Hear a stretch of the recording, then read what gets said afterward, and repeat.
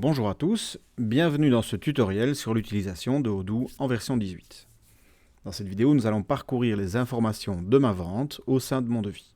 Donc, une fois mon contact trouvé ou après avoir été créé et cliquer sur Nouveau dans la liste de ces ventes, j'arrive sur la page de constitution de mon devis.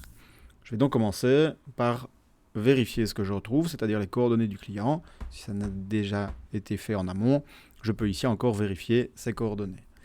L'adresse de facturation qu'on retrouve ici se met par défaut, c'est l'adresse qui est liée à la fiche client. S'il n'y a pas de contact facturation différent qui a été créé dans la fiche, ce sont les coordonnées de mon client, de sa fiche de base. Et je vais pouvoir ici retrouver cette adresse. Le mode de livraison, je peux indiquer le mode de livraison de la marchandise, donc soit un enlèvement par le client, soit une livraison par nos soins, soit une livraison GLS. Je peux renseigner ici la façon dont la marchandise va quitter nos entrepôts.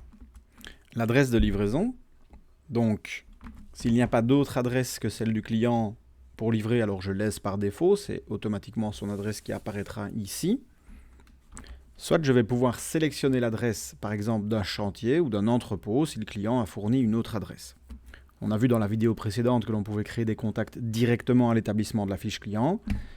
Et bien ici, on peut directement nommer une autre adresse de livraison que le client va nous communiquer. Donc dans ce cas-ci, je vais mettre une adresse différente, donc adresse test 2 par exemple. Et comme elle n'est pas existante, je vais avoir la possibilité de la créer directement et de modifier cette adresse de livraison pour qu'elle rentre dans la fiche client. Attention qu'ici, c'est une adresse qui va rester enregistrée, donc pensez à nommer de façon compréhensible afin de pouvoir la retrouver dans une vente future. Je sélectionne créer et modifier, et donc j'arrive dans une fiche plus ou moins similaire, si ce n'est similaire à l'adresse, à la fiche client que j'ai rempli tout à l'heure. Donc je vais pouvoir renseigner la rue. Voilà. Je vais choisir un code postal, par exemple.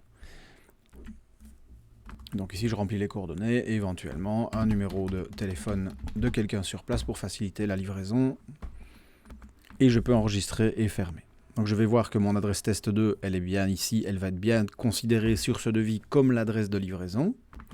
Et on va pouvoir ici retourner dans la fiche client et voir que mon adresse a bien été enregistrée et est bien liée.